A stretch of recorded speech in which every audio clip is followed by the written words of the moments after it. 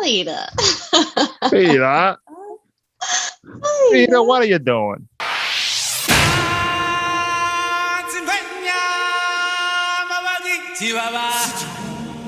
Shall we head to my favorite planet in the galaxy? The planet of good vibes. The planet of good vibes. The planet of good vibes. The planet of good vibes.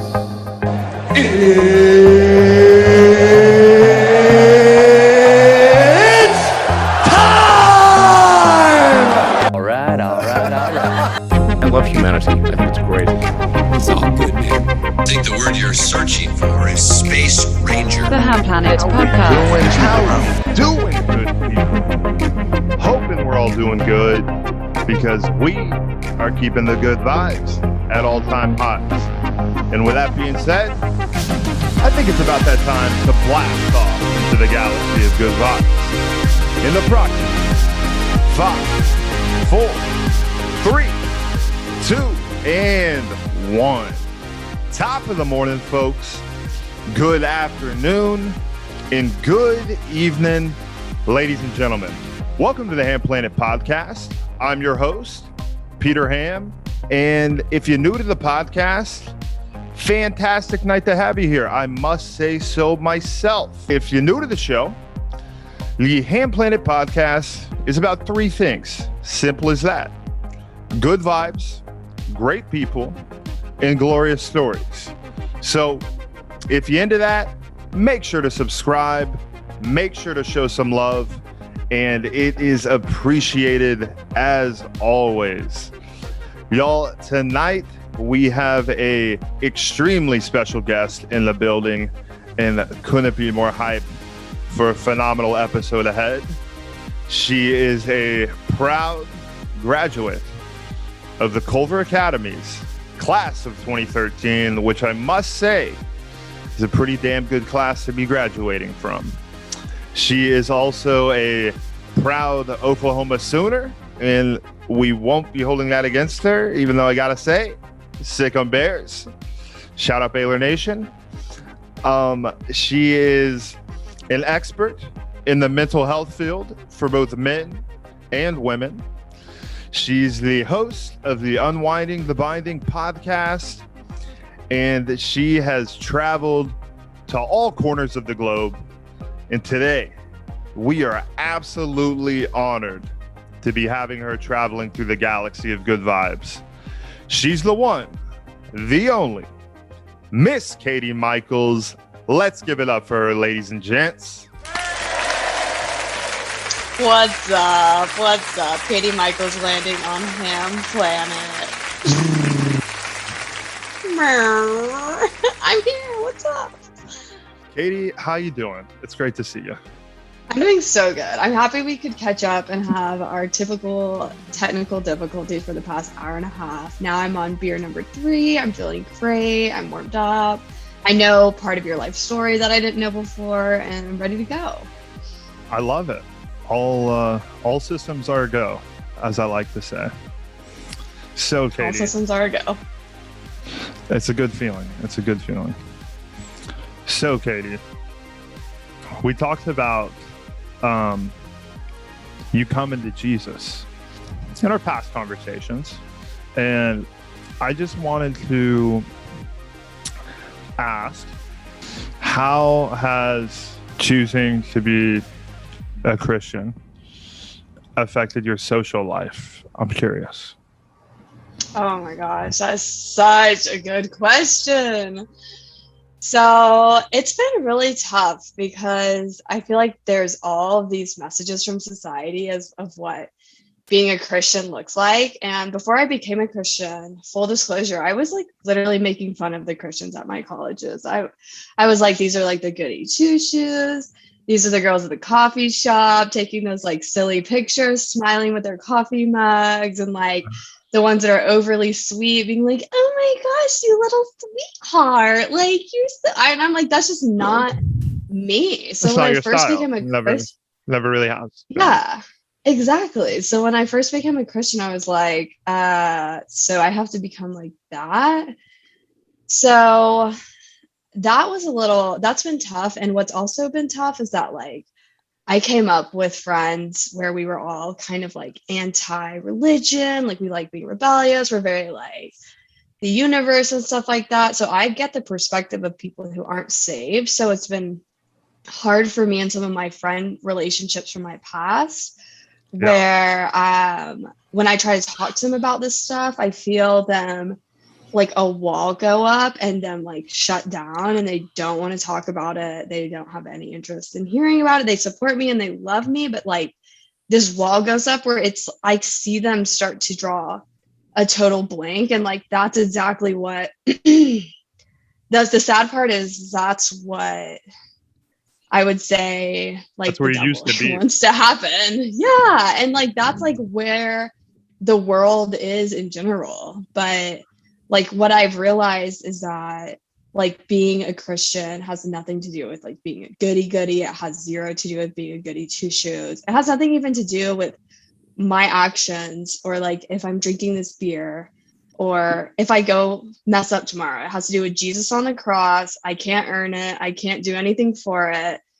And I'm just saved and I'm innately kind of like evil, but like I am saved because I believe. And so that's been like a cool realization. But I would be lying if I didn't say it was super tough socially to figure out how to proceed because I'm going in with all these stereotypes about what I think a Christian is. And I still love my friends that aren't. And it's super hurtful that it doesn't feel like maybe they want to listen to what I just went through.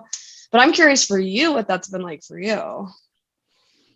Well, so for me, I'd say I'm a kid who basically grew up in the church. My entire family, we're all Texan.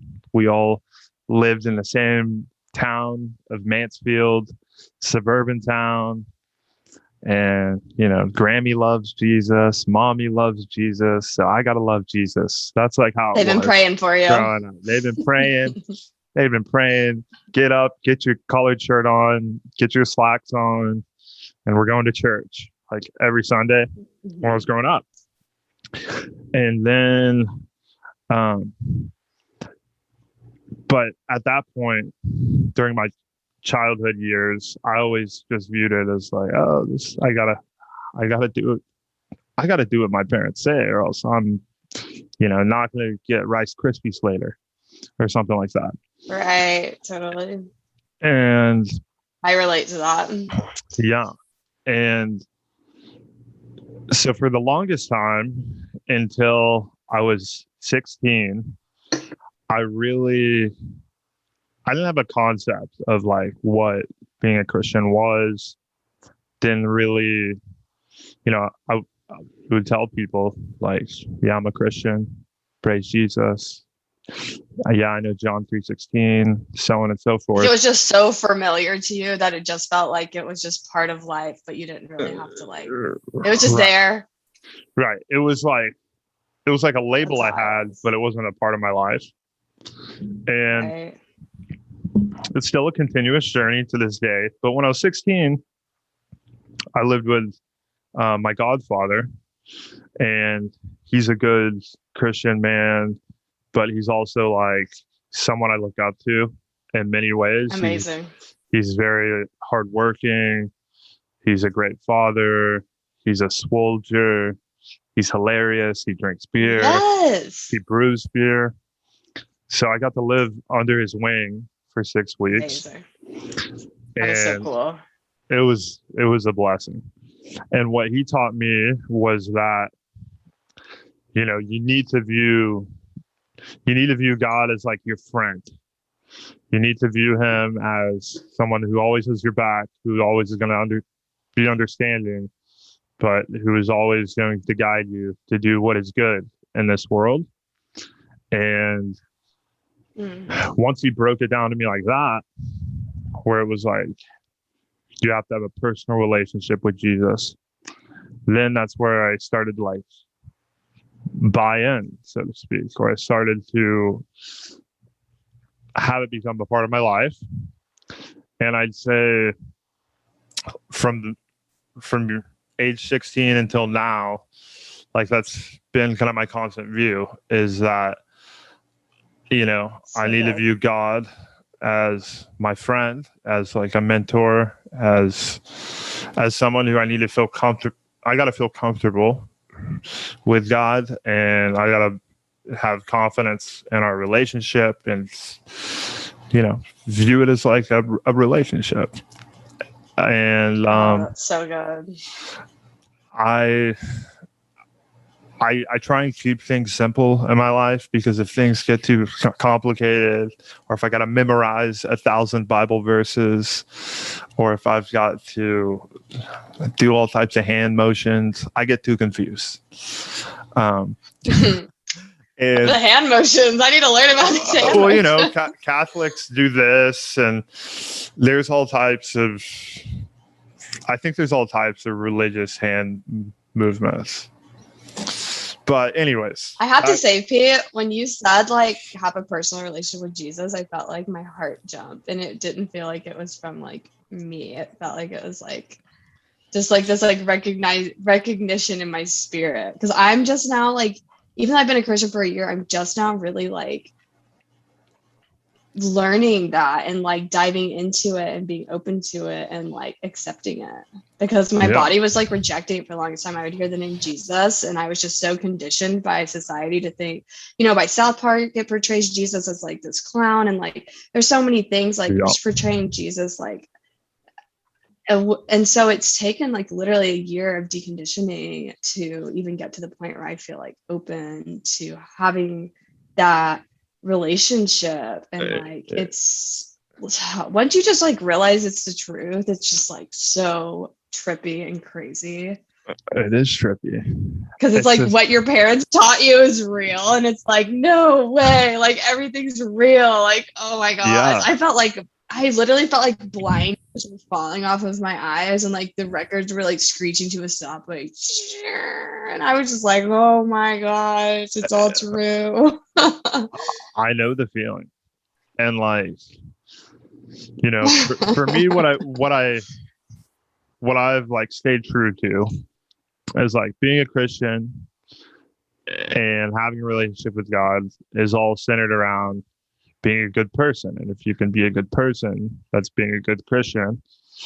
And a good person to me is someone who, is honest, friendly, trustworthy, reliable.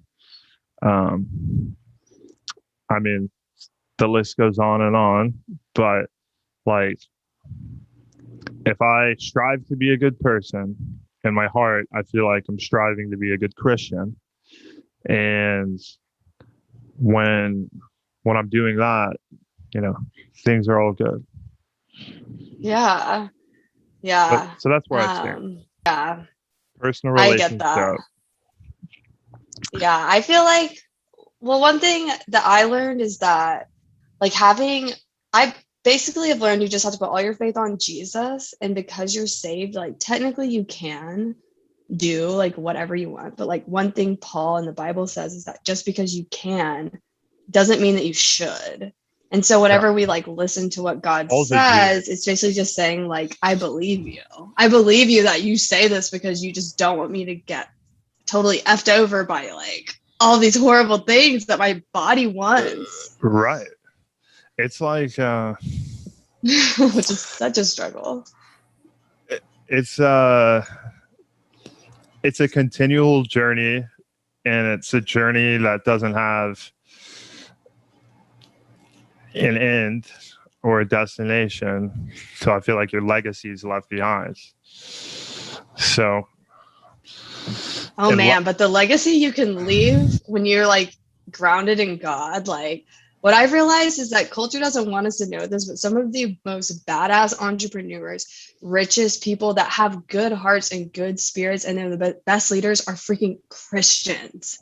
Yep. And obviously it's like, you can see why, because they like are connected to the source and like constantly being corrected if they're being selfish, if they're not handling their like fields well, if they're not treating people right, they're constantly being corrected, versus these types of like narcissistic entrepreneurs who are very selfish. Like they can make a lot of money, but it doesn't stand and it doesn't hold, and it might not be like a great legacy, and overall just not like good feelings, good vibes around it. Yeah.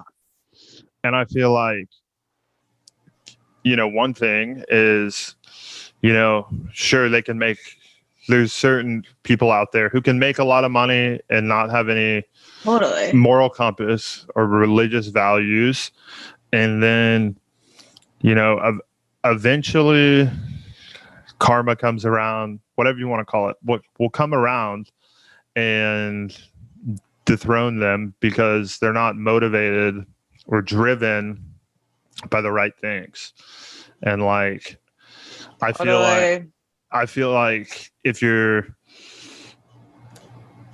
to put it simply, if you're driven to make those that you work for or work with or serve happy, like, and you make that your primary focus, obviously, good will come back to you. Happiness will be given back to you. And yes, it's tough. Like that. It's tough in the business world to balance that because, like, there's times where, I'll have to say, hey, this is how much it costs. I can't go lower. The price is the price. And then part of me is like, well, if you're That's a good person, you would meet in the middle, or you would do the deal they want. But there's a lot of different complex situations that can challenge it. But I feel I think you're okay, because if you think about it, God charges us, and maybe this is a relevant comparison, but God charges us perfection to even come into his presence. Like, that's why we need Jesus to completely cover us with his blood. And so I think for us to expect a certain standard is like completely what God wants. Like, he doesn't want us lowering our worth. He wants us to see ourselves as like royalty of the kingdom, and like that we're just like badass, because we are, like, we're literally Absolutely rooted in the source. So it's like, I think that's amazing that you stick to your guns. I used to not. I must say, like, I'd be so easy to give in to someone who would be like, can't do it for that price. But the old negotiation. yeah. Well, I worked for Cadillac for over a year, right after I graduated from Baylor. Oh yeah, I loved it. And I loved slinging caddies. I was the caddy daddy of Dallas. Oh my gosh. And I'm so here for it. it was a blast. Like, the great thing about Cadillacs is, a guy who's a gangster, who's like 26, who's maybe doing some side business. He's doing a side business, loves a good Cadillac, but your 86-year-old white God-loving grandma still loves a Cadillac too, and everything in between. So I saw such a wide diversity of customers, and it was so good. It was a great experience. And I mean, that is so good. I still love Cadillac. I'm still like a huge caddy daddy. I still got the plug if you ever need one. Okay, that's amazing. And what I wanted to tell you is I get on this room every morning on Clubhouse, which you said you're not a part of yet, and you need to get on there because you would be obsessed. But this room is called Breakfast with Champions, and it's different like millionaires that share like their secrets, and they just chat. But a lot of the millionaires on there have been through like car dealerships or started in car dealerships and like made their way up. So I think it equips you with like such good skills. You're negotiating all the time. You're socializing all the time. You're building connections all the time. Like, I think that's like the perfect way to start if you're entrepreneurial. It is. Hands down. People, if you're listening out there and you need to learn how to sell, go be a car slanger. I was a sales associate. I like to call it that instead of sales. Car slanger. I'm a car slanger. A car slanger or a we'd always try and like find fancy ass ways to say what we do instead of like, oh, I'm a car salesman with a greasy mustache and just trying to weasel every dollar out of you. Sales. Did you have a greasy mustache?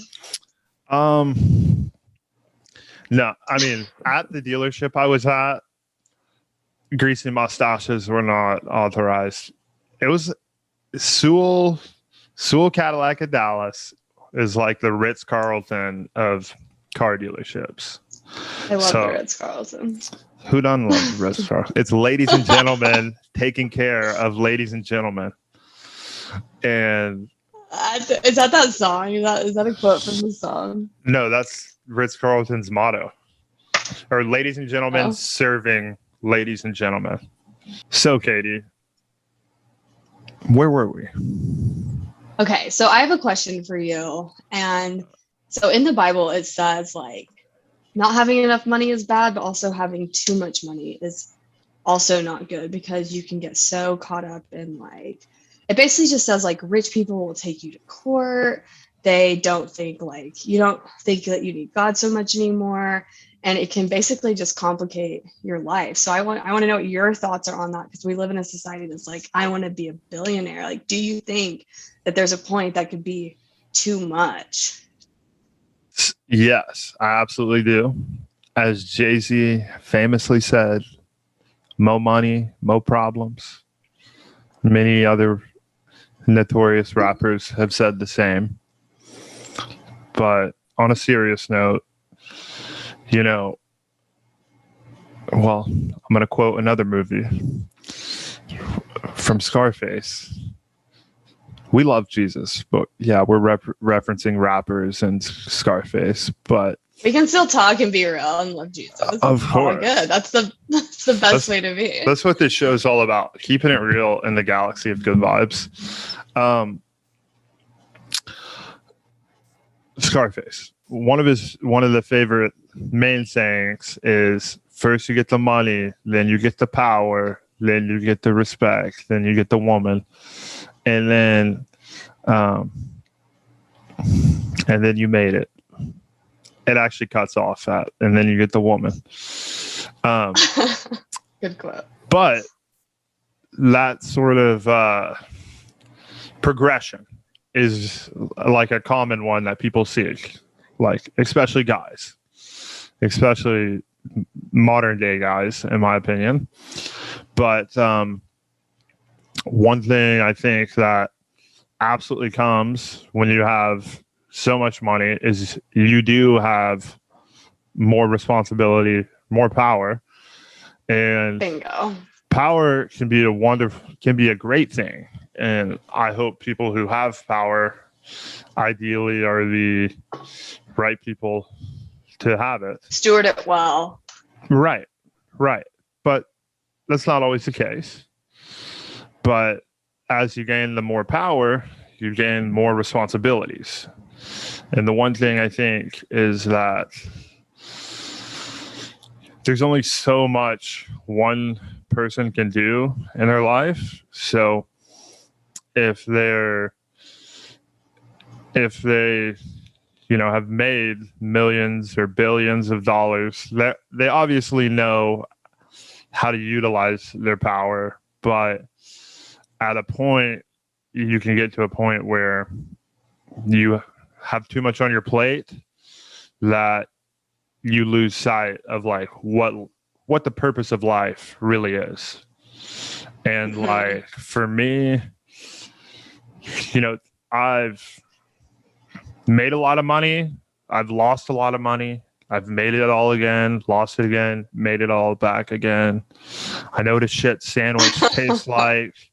I know what it's like to be driving on E for a couple months. I mean, totally. Me too. And I know what it's like to be like, I got too much money. I don't know what to do right now. And there's definitely a balance that needs to be struck. And it's a hard line to walk, I feel like. Yeah. I mean, I think it's Do you good want to to just be like start. super rich, Katie?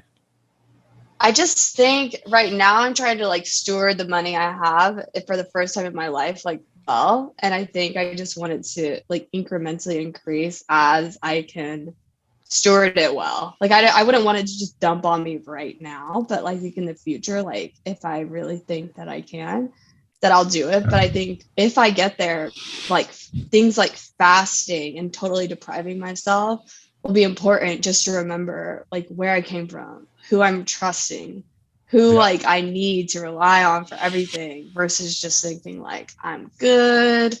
I don't need any help from God.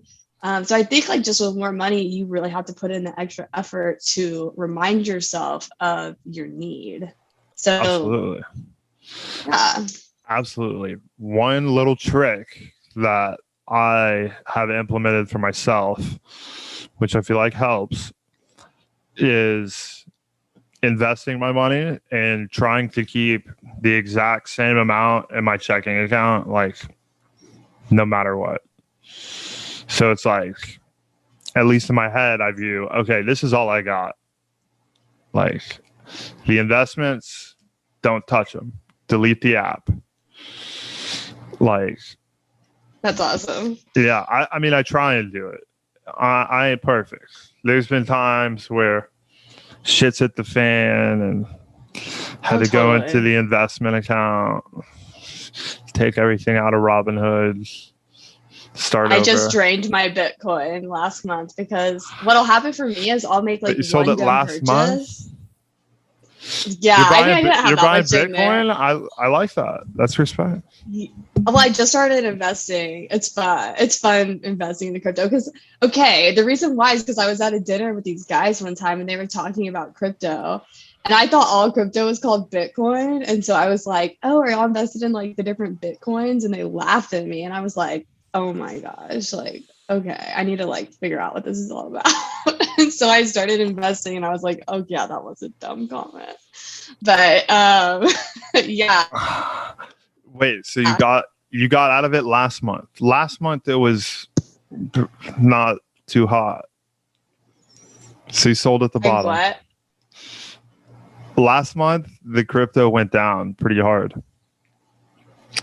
Yeah. Well, I went on a trip and I accidentally spent too much money. And so I really needed it to get my car out of the parking lot at the airport. Because I didn't have The enough money in my airport is checking. insane how they will charge you.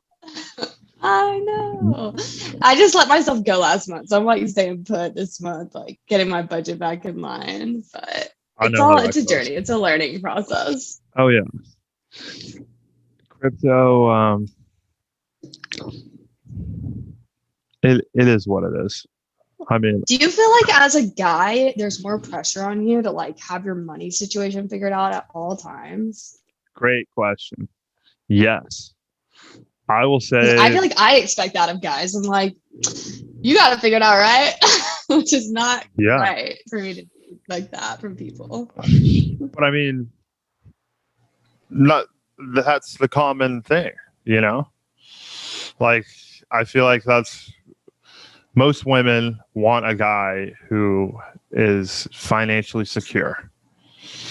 And so to back up, like in my life, with my past relationship, I want to say like near the end of it, which we had a great relationship. But anyways, I wasn't financially secure, at least to where I wanted to be. Was actually far from being financially secure.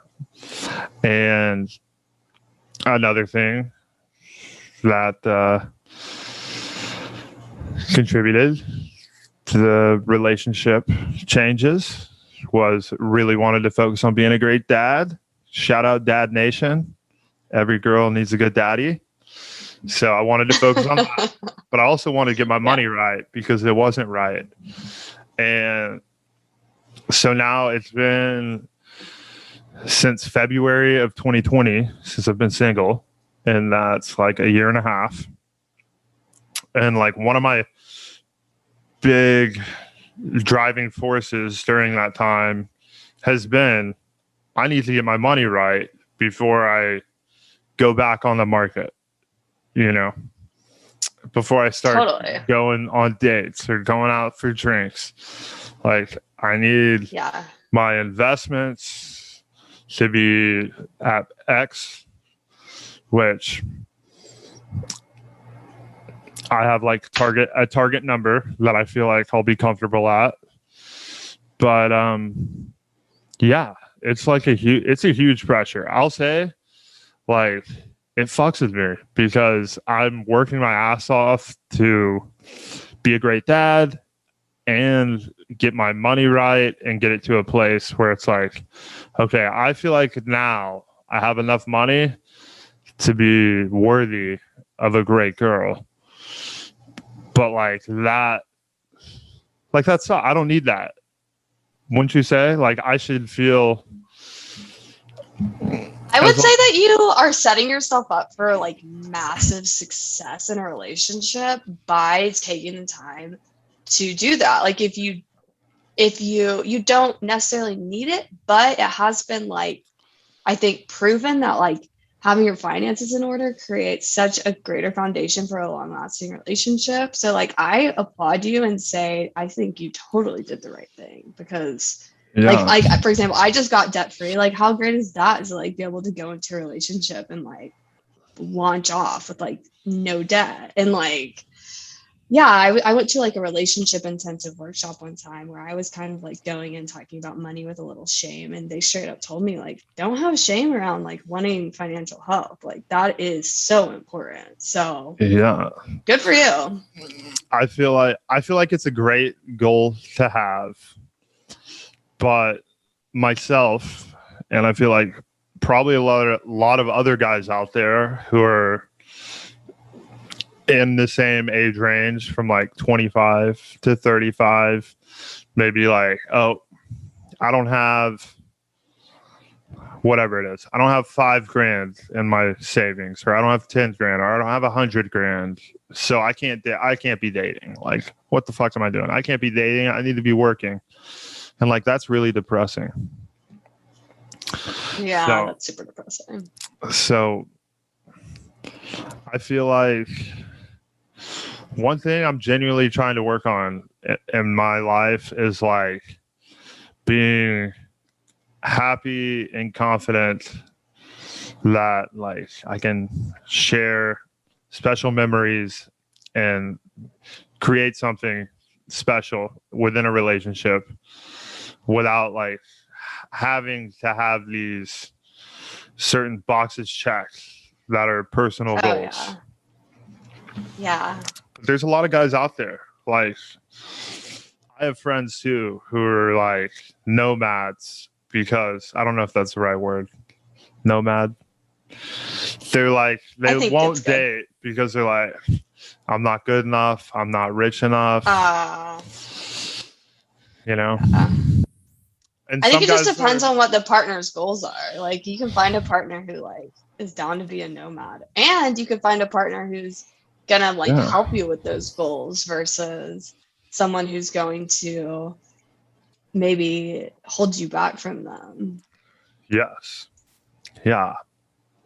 I need a lady who's gonna ignite that fire and turn it into more money. That'd be You could totally find it.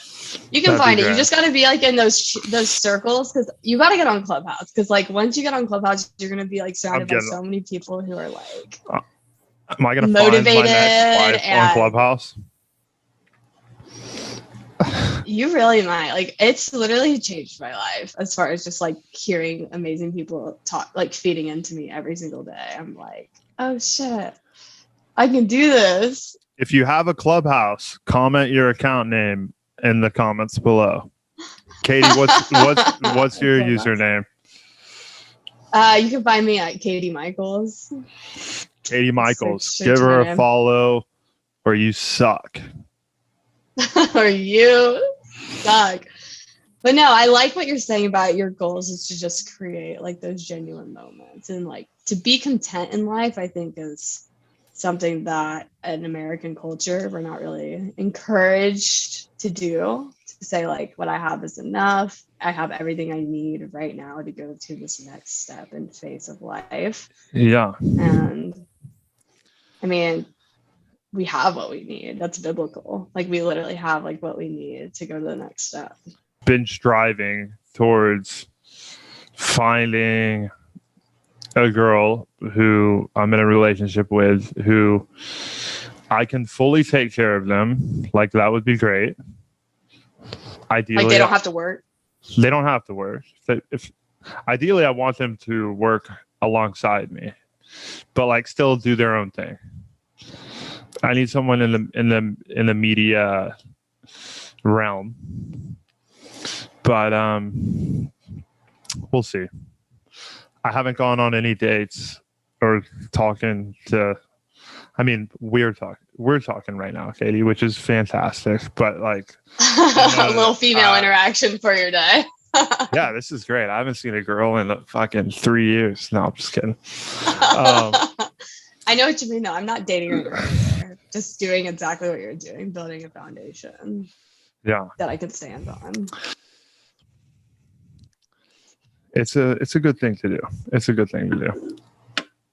I think it's a good thing because for me, like at least I had relationships at Culver and then I had back-to-back relationships after college and my heart got really hard and I've literally needed this time. I've been single for about 2 years where now I've let myself heal and I'm finally feeling those like feelings again of like, okay, this is so cheesy, but like I want someone to hold my hand and like I want to joke around and I want to have a best friend. And for a while my heart was so hard that I was just like, just so pessimistic, I would say, and just so like would not have gone in.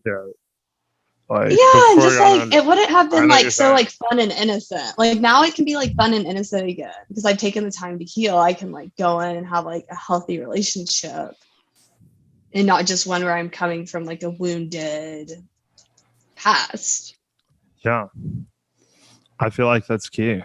I mean, a lot of people say you have to love yourself before you can truly love another. And I agree.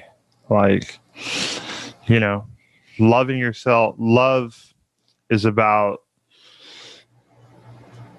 not being perfect, but like respecting yourself. I feel like that's what loving yourself is, and like being happy with who you are and confident and where you're going.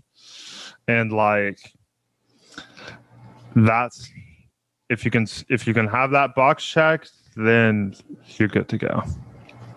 I love that you said respecting yourself because I think so many things come along with that. You can learn to say no when someone offers you something that you know is not like in alignment with what your worth is, or someone comes up to you at the club and they're super attractive. And when you were 21, you would have like hopped all over that. But like as an adult, it's just like, no, you know what I mean? Yeah. Like, I don't know you. Yeah, it's like, who are you? Are we still going to the club, Katie? We're going to the clubs. I still have to go to the club and dance. Like, I'm a Christian and I still go to the clubs and dance. What's up? are we doing like two-stepping, or what kind of dancing? Grinding? I don't grind anymore. Jiving? My best friend grinds. I mean, it's not like sister will grind. Isn't it like not super a thing anymore? It is. It is. When's the last time you went to the club? Damn, it's been a while. I fucking have always hated the clubs. I've always been like, okay, let's go so you can get your fancy drinks and dance around, and I'm there for it. I'm gonna have fun, but like I'm excited for us to go home and have fun.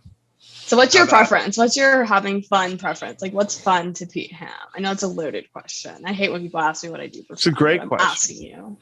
I'm asking you right now. What do you do for fun? Hey, I'm an open book. I'll answer any question we got. Usually I'm the one asking the questions, so it's nice. It's refreshing. What do I do for fun, or what would like my ideal date be? Date. I want to know about the date. Ideal date is going on a walk outside in nature Yes. I love that. And hopefully bringing my dog if he's not being a nuisance. Watch Shout the out. sunset. Yeah, watch the sunset. I'm a big nature guy. I'm a Me huge. too. I'm such a nature girl. I'm a huge nature guy. And some of the girls I dated in the past weren't as down with the nature as I was, and I gotta say, Cut him. that was a mark against them. It's a deal breaker for me. I dated a guy that I was super into, and he didn't want to go like do outside stuff with me, and I literally ended it. I was like, I'm so sorry. I'm not gonna not do active things for the rest of my life. Right. And like, we live in a world that is so technology driven that there's just a feeling that cannot be replicated without being outside. And being outside with someone who you enjoy is just like, damn, this is great. So the first part would be going for a walk at a park or at like a botanic garden. I'm into that shit. And I love the Fort Worth Botanic Gardens. If you've never been, highly recommend. So first thing would be doing something outdoors. A hike, just like, I'm not trying to work out by going on these nature adventures.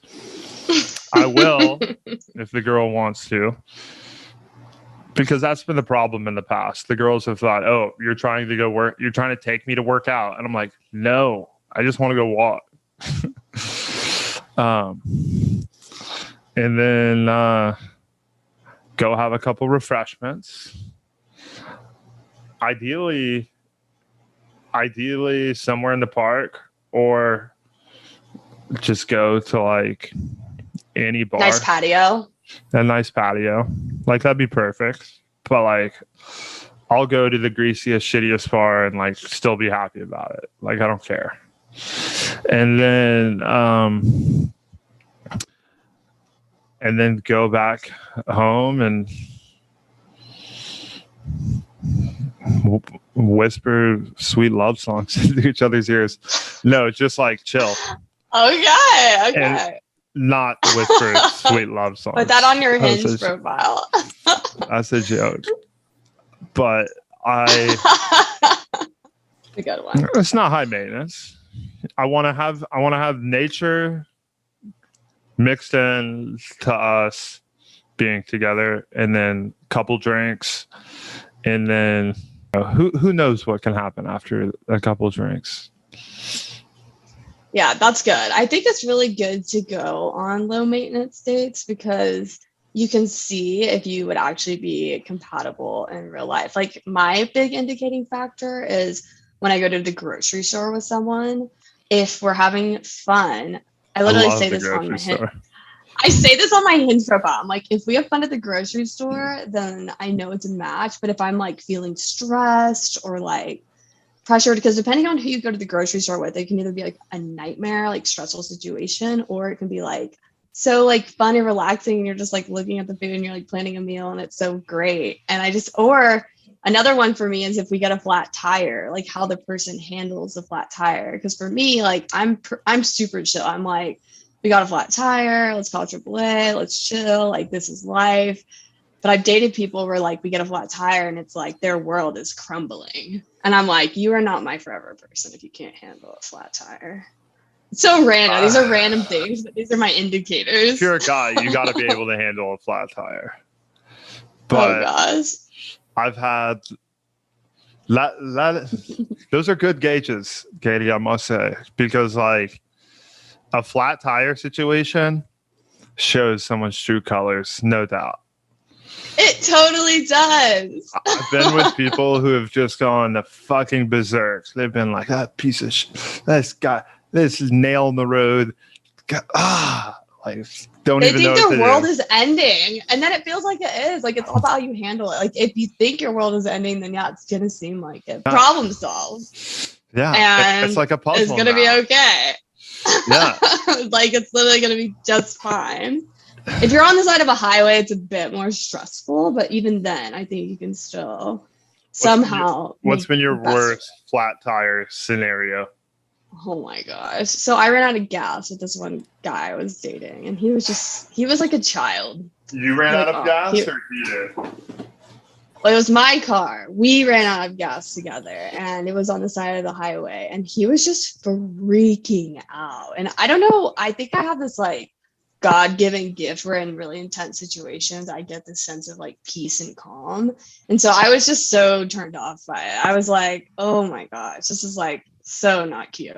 Like just the freaking out. And then we get to the tire shop and he's like, he was going crazy saying they're charging me too much for the tire and they're ripping me off. So I'm a girl. I was like, I literally don't care. Like, just give me the tire. I'll pay the money and I will go on with my life. Like, Right. I'm very much a person that just wants like the least conflict, which might not be a great thing. I'll go to extreme measures to minimize conflict. Like, it's kind of funny to talk about, but I'm what's called a relentless, or I guess I just call it this, a relentless optimist who's like, no matter what happens, just because of the shit I've been through in life, I'm like, hey, it could be worse. It ain't that bad. Like, we'll get it figured out. It's all good. It's all good in the hood. There's kids in Africa getting shot at. Like, we're good, dude. So what are your markers? Like, what are your like weird little things that will like tell you like a red flag, but it's kind of random? Like mine's the flat tire. Do you have anything like that for yourself? How much time you spend on your phone during meals? Oh my gosh, yes. Oh, that is like my biggest pet peeve. Yeah, it's literally like unacceptable to me for anyone to be on their phone on a date, or like all my friends will know this about me. If we're having a meal and it's like not just your random, hey, let's have lunch, it's like planned, I'm always like, boys, phone pyramid right now, everyone give them to me. There's always a few people like, dude, fuck you, I'm not going to be on my phone. I'm like, nope, pyramid. And I have two phones, so I always put both of them together to trick in people that like someone's already bought into Pete's idea, so now everyone's got to go in, and it works every time. Like my main one, just because that's a huge one. Like that's monumental. Yeah. Like the difference between a person that isn't on their phone and is attentive and one that is on their phone and is not attentive is like everything. The main thing is at meals. No doubt. For sure. That's I guess good. A flat tire. Oh, and what they eat, I guess, is if they're very picky with their foods. Are you vegan, Katie? No, I'm not. I'm super curious though, like what if they like don't eat healthy at all? Like it's like is that a turn off to you? If it's like completely don't eat healthy at all? Yes. Or no? It is a turn off. They're not cognizant of their health, I'd say that's what can be a turn off, because you can eat like a shitty greasy meal, and if you're like, oh, that was like a shitty greasy meal, I need to maybe go for a run or maybe mix in a salad tomorrow. At least having that awareness is like, oh, okay, well, at least they know their selection at Sonic, getting Oreo Blizzard and a extra large order of cheesy tots wasn't necessarily healthy, but they know that they have to maybe make up for that. If they know that, then I'm good. Sonic is great, but back to like what your point was, I agree with you, because I think if you're someone that is into like caring about your health, that you like what a difference it makes in your mental health, in your personality, and the way you can show up to the world, like you want someone that can reciprocate that back to you, like being able 100%. To show up and be clear and show up and be like driven. Because like if you're working out consistently and like making sacrifices when you eat, then that means you can, like when you're at work and you want to quit, because you're feeling frustrated, you know, you remember when you worked out a second ago and you wanted to quit, and so you keep going. So it's like those types of things where it's like, you know, that carries over into like every single other aspect of their lives. Spot on. So spot on. And like, yeah, I've been on both ends of the spectrum where I've dated gals who are like, hey, I'm only eating healthy, I'm only working out, Where there's no room for like fun. Yeah. And that sucks too. But I've dated the other side, which is like, hey, let's eat whatever we want. You know, no working, let's not work out. I don't like working out. The gym is just full of meatheads like you, and like, it's not going to be for me. And that sucks as well. So a balance, just like with anything in life, is key. Yeah. And like, I try and be a balanced guy. Like, I'm all about having a good time, couple drinks, sure, a cheeseburger, love a good cheeseburger. Like, totally. As long as the awareness of what is healthy and what is not healthy is there, you do what you want. But as long as you know the difference, then I'll be happy, man. Yeah. Me too. Katie, you used to work out a lot at Culver. I remember seeing you a lot at the gym there. No, I didn't. I did not work out at Culver. I actually Well, really started working out. I would see you in the gym. I don't know. I would make a presence. You'd walk in. It was a presence for sure. Yeah. You and no, I didn't work out that much at Culver. Y'all be hanging out in the yoga area. Yeah, I love to hang out at the gym. I love to socialize at the gym. I love to socialize at everything. I spent most of my Culver career socializing, I would say. You definitely did. More than studying. You definitely did. I mean, I love people. Like, I don't regret it. I'm the same way. Like, school was not a priority to me. As long as I had a 3.0 or higher, or near a 3.0, I was chill. You were chilling? I was chilling. Mr. Myers' class, I remember it kind of being hard. I just remember we had to read the book Brave New World. And I was like, book is so trippy, isn't it? I was like, this Soma shit sounds pretty good. How do I get some? Do you remember? I do not remember that book either. That they would take? No. The Is Soma, that like a drug? It was like in the book, which I only read the Cliff Notes. Sorry, Mr. Myers. Still pass. I'm a big Cliff Note guy when it comes to academia books. But we had Brave New World, and Soma was like ecstasy that they would take. I remember this book like kind of blowing my mind. Soma is a drug that is handed out for free to all the citizens of the world state. In small doses, Soma makes people feel good. In large doses, it creates pleasant hallucinations and a sense of timelessness. The drug Soma is a symbol of the use of instant gratification to control the world populace. That does sound like relevant. But they would describe it as like ecstasy. That's how I remember the book. I'd be like, they're talking about ecstasy. I remember. I don't even know if I knew what ecstasy was. I just remember at Culver, I was watching the I'm Schmacked videos, being so excited for college. Do you remember the I'm Schmacked videos? Or was that just me that was give me a refresher. I'm remembering, but I'm not fully remembering.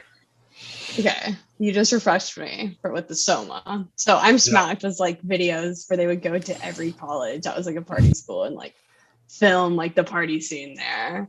Yeah. And they would always say like no illegal drugs are used in the filming of this, just props. And you know that was a lie. They just had to say that for liability reasons. But I was so excited for college. I do remember those. Culver was so like I feel like restrained. Culver got everyone so hyped for college because we'd be like, I'm ready to get out of this shit.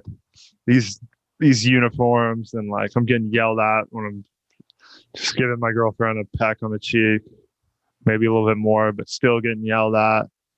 And like I was like so fired up for college leaving Culver. I remember. Me too. There's it's kind of sometimes the occurrence that some people after leaving Culver kind of go off the rocker once they go to college. Most go very prepared. 95% go very extremely prepared, I feel like, because they've been on their own. There's been some who've just been like off the rocker. Where did you fall in that range? Somewhere in the middle? I was prepared. For sure. I don't know if you know, but like my Culver career as a cadet was unique. I think it might be historic, needless to say. I started out,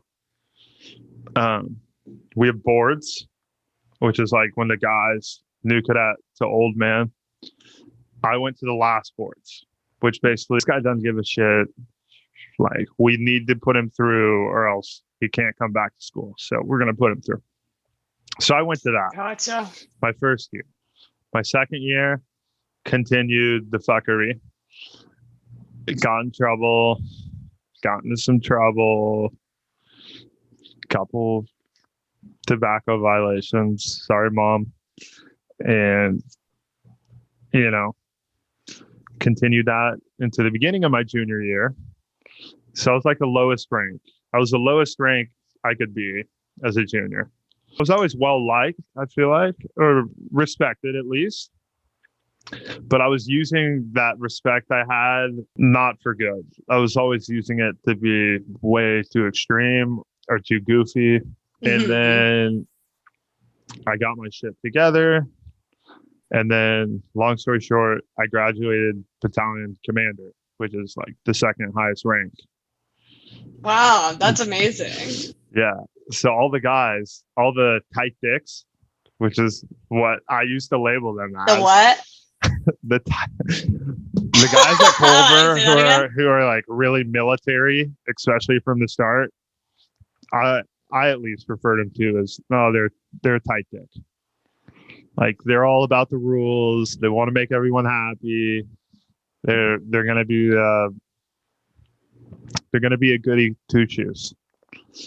So a lot of those guys, great guys, have worked. Yeah, no hate against them. No hate, zero hate, all love. Respect, honestly, respect. I would have been in that state of mind. Respect, yeah, Hondo P. Like they were basically like that for all 4 years, but then Peter started working hard to get his shit together, and I went from the lowest rank to battalion commander of the infantry, which was like a lot of people were like, what the fuck, this isn't fair. Like I remember, oh man, I love Bartleman, and he was always a super good cadet, like hard worker. Bartleman is on his shit still. Yeah, he's still on his shit. He's a great guy. I fucking love him. He's shaking hands and taking names. Yeah, he's getting after it, and he always has been. But he had worked really hard all 4 years at Culver. Clean as a whistle, record wise. And me, I had gotten 5 or 6 tobacco violations. May have got some girlfriend occurrences in the wrong places, and so on and so forth. But it was between me and him who was going to get it for a final semester. But oh my gosh, it was quite the turnaround. But I realized, hey, people do respect me, and people will, follow my lead. Like if I said, hey, let's go fucking burn down the Math and Zines building, boys, get fired up, let's go. Like they would come. But if I used it for the good things would occur. So that's so good. That consensus came to me Dude, Pascal Brun. Got to give a shout out to Pascal Brun. He taught those mentors that speak life into you and see the vision for you that you don't see. Like that is what life is like all about. Yes. But your story that you're telling me, I think it's like, it makes sense because that's like the essence of Culver. Like that is truly what Culver is meant to be. It's to like take people that didn't see it in themselves and like bring it out of them. Maybe it takes 4 years. Well, screw it. Like we're there for 4 years. So like we have the time. So I think like your story is really what shows like the turning of a leader, because so many leaders, like it's literally statistically proven that like the millionaires in this world are not 4.0 students. They're just not. Like, so like your story makes sense, like, because you had those leadership qualities, but they were just pointed at the wrong things and you just needed someone to like shift your perspective. Yeah. Sometimes that's all it takes. HAMM Planet Podcast, scene 69, take 69 with Katie Mikles in the building. We're here. Katie, I know you're extremely passionate about mental health, and I want to ask, where does this passion derive from? Oh man. I think everyone's mental health passion comes from their own mental health going off the rails and wanting to fix themselves. So then you just completely dive into it, searching for answers. That's pretty much where it derived from. I'd say my mental health went just kind of crazy after college. What exactly happened? I know we spoke about how, the religious impact and how you were. Well, I'll just be completely transparent with you. Like for the first 3 years of college, I was just like partying normal. And then I started getting into the rave scene. And in the rave scene, drugs are just like very normalized. Absolutely. And so I would say I went down like a psychedelic journey. But one that I now think is not necessary. That's just my personal opinion. Everyone else will say otherwise, but I would rather have kept my mind innocent, I would say. And so, I just kind of went into like a deep, dark place of thinking I know all the answers. And I just went on this like search for my purpose, and it just led me to just like incessantly researching mental health stuff. And I think it's I think it's all very still relevant, but my mental health improved when I met God. Like that is what improved my mental health. Like all these tips are great, like meditating and journaling, like all of that is so fire because you learn like who you are, you learn how to find peace. But like, in my opinion, like until you meet and trust God that is watching out for you and you're not on your own, like that's best of luck, with your mental health. Fills that void of seeking the answers. Yeah, exactly. Because it can be a really lonely place when you are searching for your purpose and you're trying to be ultra productive and just like striving super hard and thinking all these accomplishments are going to fill you up. And like, I was at that point and I had my podcast and I started this like little business, and I was just trying so hard to find my value in what I could provide to people, whether that be giving them answers about their mental health or giving them answers about maybe their journey, rather than just thinking that I have value that just comes from being Katie Mikles, like a lovable human girl that doesn't need to provide services to her friends to be of value. So that's kind of where that's kind of like it's come full circle. So like for me, I don't think that my diving into mental health was necessarily like the healthiest path, but I think I still use some of those tools now that are great. But yeah, I love it. And so, and you can go into what you'd like. So when you did go into like the rave scene, I've also been to my fair share of raves. And been on psychedelic adventures. Put it like that. Yeah, totally. So I feel like one thing that can occur during being in that chapter, or at least for me, is you feel like when you're on the psychedelics, you're receiving a lot of answers to life that you were seeking. But then, like when you're not, when reality comes back, you're then able to see it's not as easy as it may have felt compared to when you're tripping. I'm a big supporter of mushrooms. They can help only if used seldomly and with the right people. Yeah. And so I've thought long and hard, honestly, before I got into this podcast with you, do I want to share that part of my story or do I want to keep it secret? But I realized like I have to share it because that's what actually happened to me. And like, this is like such a real part of my story, but this is a hot take and one that I think God.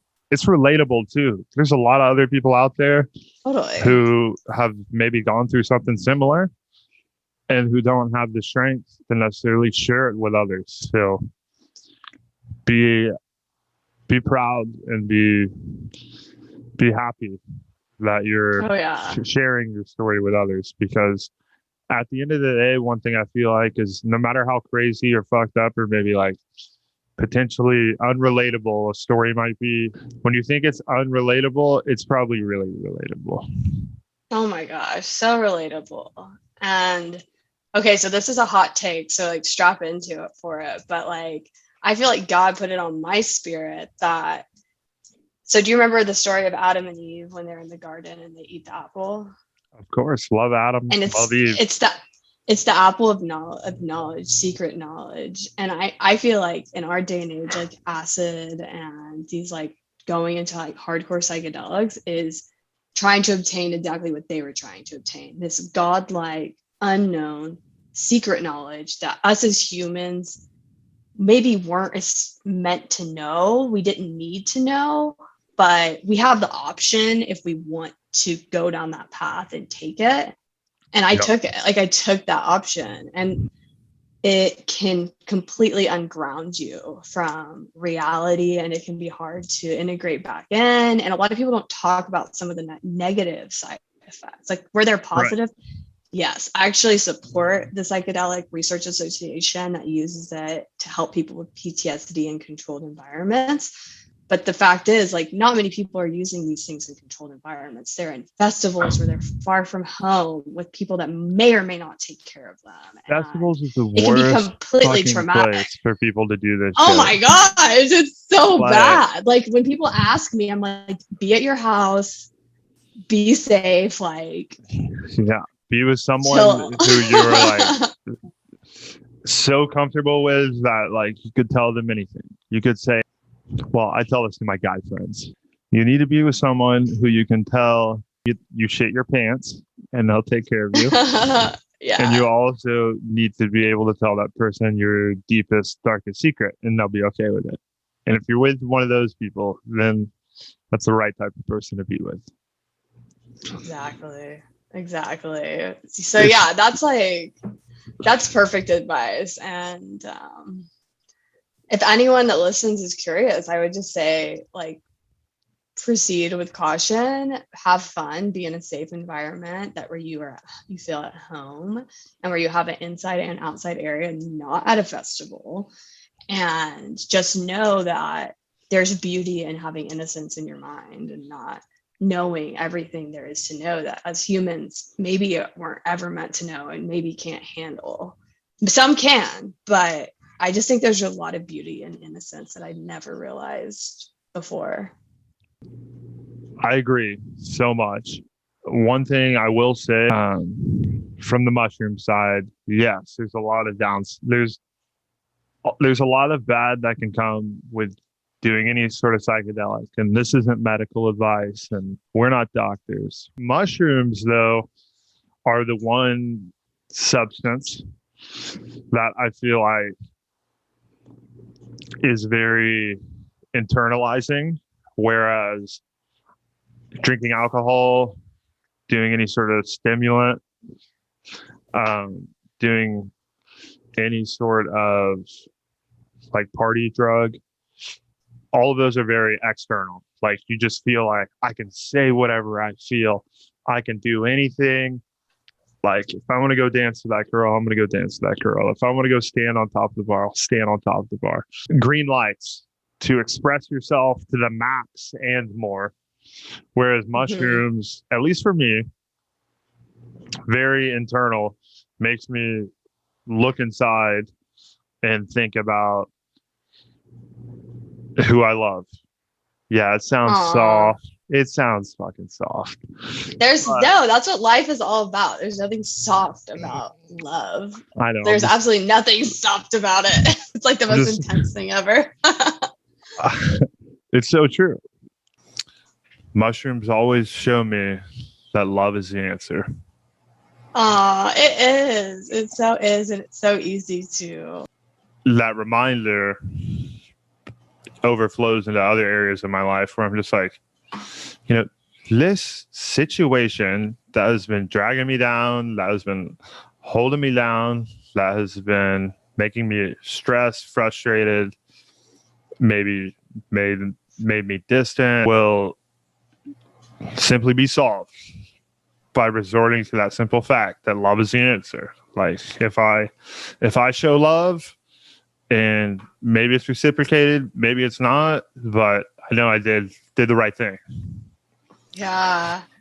Yes. Do you feel like that bleeds into like a big theme in my life that's being brought to me right now is like having grace for people and having like major compassion for people and like extending forgiveness to people? Do you feel like it bleeds into like those areas as well? Oh yeah. Yeah. No doubt about it. I feel like minus mushrooms, I feel like that's a big part of who I am and what has made me who I am, because I've experienced, everyone's had hardships. Everyone's been like through their own dark chapters in life. I personally feel like I've been through a lot of things that are relatable to some people in one way or another, which has helped me because like, I'll be able to relate to someone who's had their heart broken or someone who's been cheated on or someone who's been like deceived, or the list goes on and on and on. But it's allowed me to relate, and with that relatability has come the compassion, because I'm able to see myself where they are at that chapter of their life.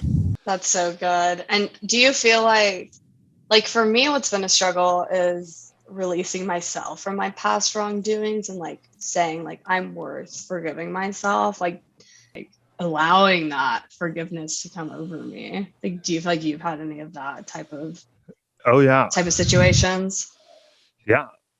One thing that really, the fact that, I knocked up a girl who I wasn't dating and I had a kid, and like, that's the old hometown story. Old Johnny got some other girl pregnant when it happened to Drake. We're all good. Yeah. Old Drake. There's an album about it. Yeah, which that's not exactly what happened, but right. me having a child with having a beautiful, amazing daughter with a girl was never in a relationship with, kind of put me into that mindset of where I'm like, God, I'm a piece of shit. Like, I had my whole life ahead of me, and now this happened. Now I'm like, now life's never going to be the same, which it isn't, but it's a good thing. Like, I look back and always think about the quote, God gives his toughest battles to his strongest warriors. And I think about that quote, and I think about every daughter needs a daddy who loves her. And those are the two things I only focus on. And if I only focus on those two things, like extremely happy and proud of who I am. But if I don't think of that, like in the past, where when things started coming to reality, To light. Yeah. to light, during those times, I definitely felt like it was hard to love myself. Yeah. Because I was simply worried about what others would perceive of me. But Oh man, that's a daily struggle. it's a daily struggle, and I mean it's a natural occurrence for any human being out there. We're herd animals. Yeah, we're herd animals. You know, I hate to call us herd animals. It sounds so like we got herd immunity. We ain't herd animals. But you know what I mean. We we need our socialization. Being rejected is like, it's just the scariest thing for me. Like my inner, they'll say like your inner child, like what they're scared of. It's like your subconscious. It's a better way of saying it. Like you're acting out of your subconscious most of the time. What those deep dark fears are that can cause you to hide stuff and project a certain image that will be widely accepted. Absolutely. I feel like once you come to the understanding that, at the end of the day, everyone is trying to write their own story. Mm-hmm. And, you are the master of your ship. You are the captain of your destiny, which that's a quote, not a Peter quote. But, once you understand that, your perception of yourself is decided by you or God or both, ideally both. Yeah. But totally. Like I'm working with a life coach right now, and I was just telling her, I was just being honest. I was like, I feel like jealous of these people that we were close and now it feels like they're close without me. And she was like, that's really great that you're noticing that, because as long as you're looking for your love and acceptance from people, you're never going to get it. And she was like, you have to look for that from God, which is so hard sometimes. It's like, I don't see him. I don't know where he is. And it takes this blind He's not commenting on your pictures. He's not liking my stuff, but just that shift in perspective for me, that was like a week ago, has changed everything. Like I was scared, like a friend was mad at me the other day, but like when I usually would have had like a massive anxiety moment, I felt at peace because I remembered what she said and I applied it. And I don't know. It's like, as long as we're looking externally for that validation and not trusting in God, it's always going to be a struggle forever. Yeah. It's like a hamster in a hamster wheel who's like continually running, never reaching not going anywhere. Yes, exactly. And when you're running that hamster wheel,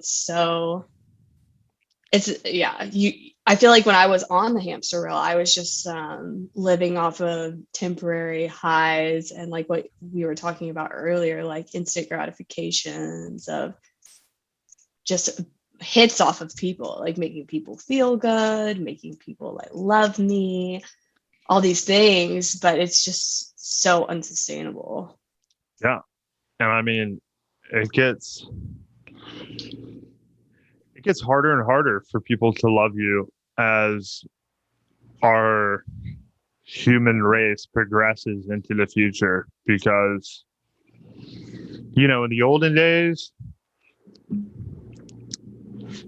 you would go to school and Johnny would be cute and you'd see him at the supermarket and you'd just, wear your beautiful dress and hopefully he sees you, and like that would check the box. But now, fast forward into the future, there's so many different elements of like the gauge that shows how much do people love you in the eyes of certain metrics. For example, like different social medias.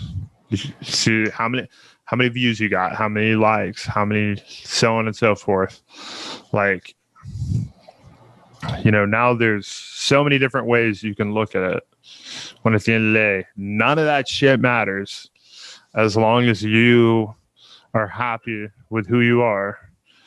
And the way I like to put it, as long as you are taking steps forward to leave the legacy you want to live, then you're headed in the right direction. I love it. Big legacy guy. I love thinking about legacy. Speaking of that, Katie, we'll go deep with a question off the noggin. What do you want? Is deep. What do you want people to think of Katie Mikles' legacy when you're gone? In one sentence. The painfully honest but person that made you feel seen, someone that freed people from shame and plugged them into God and helped them find freedom. I would say that is the ultimate legacy. It's in me. It's not something I chose. It's something that was put on me. Like what I've chosen. Yeah, exactly. Like right before I got on this podcast last time, I feel like God dropped it into me and said, like, don't worry, like you're made for this. Like you're made to get on podcasts. You're made to talk. You're made to tell stories and be honest. And it's been something I've struggled with. I thought I need to hide these things and try to come off as perfect now that I'm like a Christian. But like that's the fact of the reality is like that's not. I'm still me. Like I'm still the person that I am. Yeah, exactly. I want to know what your answer is to that question. I will. Let me get to it. I do just.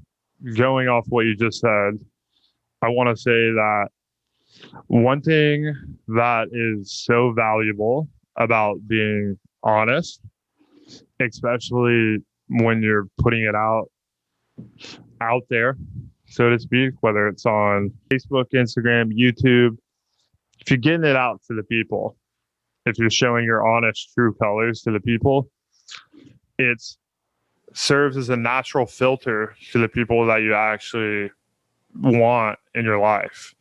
Because like I've learned. So true. Wow. That is so true. Thank you for saying that. Yeah. I've come to that realization. Like I've got people who are like, I love the podcast. Like some of the stories you're telling, or you just saying how X, Y, or Z happened to you. Like that was some crazy shit. And I probably wouldn't have said that, but I love it. And then I've had other people who are like, oh, you can't be saying that. And I'm like, well, it's too much. It's too much. It's too challenging. Much. Yeah. It's too challenging to think about. Right. And it simply filters my life. It's like pouring my life through a Brita filter of who actually rides with me.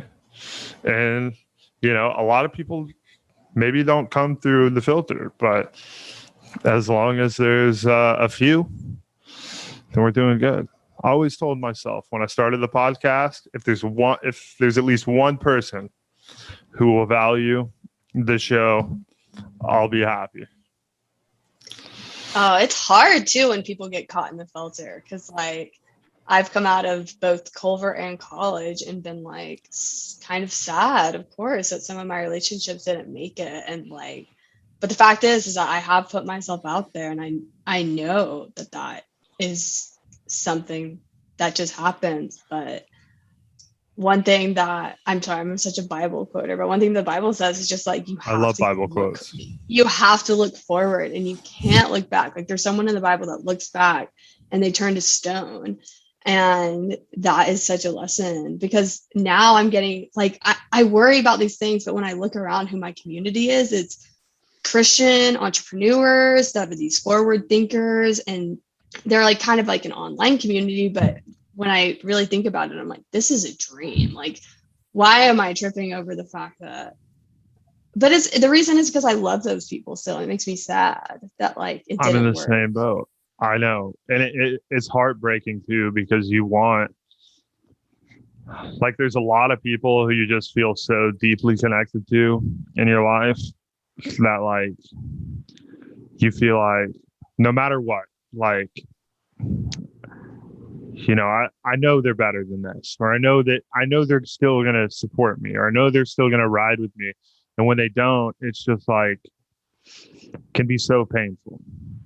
And like, it shows you, you know, the filter of your life.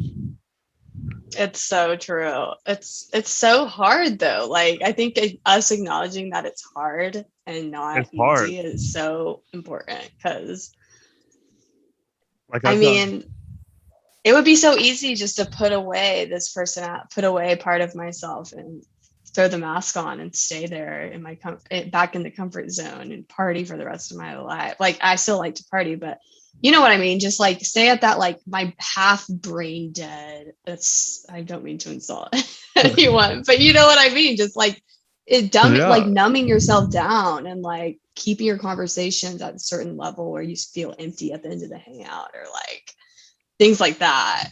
So true. It's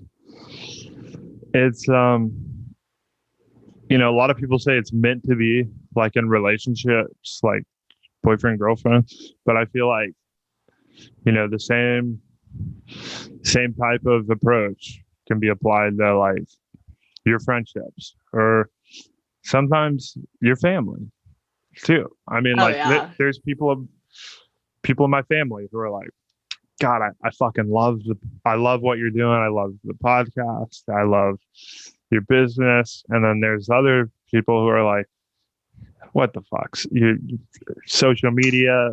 Come on. Podcast, you're saying crazy shit on the podcast. Like, come on. So will people say that to your face? Because I personally never had anyone say anything to my face. It's just you can just feel like the majority of it's feel. I'll have some people who will say certain things to me. 95% of what I hear on the podcast is just like, I loved it. Like, it was great. I enjoyed it. Keep doing it. Keep it going. Keep going. Yeah. And then there's some who'll be like, you know, I don't think you should have said this, or I don't think you should have gone into that. But what gives me peace of mind is knowing that, you know, I'm the one who actually has the courage to speak about that. It's like a level up every time. Yeah. That you know, I'm able to put myself out there and show my true colors, speak about my story, be honest about it, and share it. But usually the people who are like bitching about it are the ones who I'm like, you know what? I know you would never even come close to sharing your story with the world. So your feedback doesn't fucking matter. Exactly. Do you feel like on the flip side that when you're going into this arena with these people who are plugged into their purpose, very driven, like for me, what my struggle has been is going to these spaces and feeling like I'm worthy of them and like finding my voice. Like, yeah, very recently, I've been in a group of very powerful entrepreneur Christians, and I'm in there. I'm just listening most of the time, but every once in a while, I get the courage to speak up, which is not like me. Like, I'm usually not shy, but on the flip side, my question is, do you feel like you have to also reach into yourself and find the courage to be amongst the people that are at your next level? Yes. It's a very nerve-wracking thing that I feel like a lot of people deal with when they're speaking or addressing people who are apparently of a higher class or just plugged in. They've just found their worth. They're just people like us, but they've just come to their worth. Usually they're older a little bit maybe than us, and right. That's what I've found. Yeah. So I'll preface it by saying I always get nervous in those situations. Like, when I talk to a lot of the people I work with are men and women who are in their 50s and 60s, very established business owners. And I always get a little bit nervous, and I always, kind of feel like I'm lower on the totem pole. But that's my natural feeling. But what I have to remind myself is, they have never met anyone like Peter HAMM, and they have never met anyone who has a story or knowledge or expertise that I have. So I need to be confident in that. And I try my absolute best. It doesn't happen seamlessly every single time, but I try my absolute best to remain confident in that fact. And when I do, it gives me so much more opportunity with that person, because I'm able to sit at the same dinner table with them, and it's tough, but you just have to recognize no one can offer what you have to offer. Yeah. And think about those times in your life where you went through something very unique that no one else has. Doesn't have to be a Princeton degree. It doesn't have to be going to the prestigious Culver Academies. It can be any unique scenario in your life that has made you who you were, and draw strength from that and use that as what kind of bolsters your confidence. And you're right to be there. Yeah. And you got to be your own hype man. That's one of my big things too. And what I've realized is that the people that are a little bit ahead of us, they love to give to people that are a step beneath them. Like, that is what, like, giving is receiving. Like, I heard a quote one time that says, when you're giving, it's the only time we get to experience what it's like to be God. It's the only time we get to step into that feeling of what God gets to do for us, is when we're being generous. So when you allow someone ahead of you to see you and give you advice, so you have to come in with both humility and confidence, a nice balance of both, and allow for someone to pour into you, because it gives life to those people who have already made it, and then other people above them are doing it for them. And it's like, it's a gift to both parties to be able to get in that space. And they just want to be maximally happy about their gift that they're giving. Maximally happy, ladies and gents. Wow, what an exceptional vocabulary word. Is it an actual word? I have no idea. But do I hope that you're maximally happy? I absolutely do. Ladies and gents, Katie and I continued the show, and the show does in fact go on, because the show must go on. So there will be a part 2 of The Wolf and the Fox. So stay tuned and stay hyped. And as always, ladies and gents, if you enjoyed today's episode, do your boy some favor and show some love by liking, subscribing, dropping some comments below.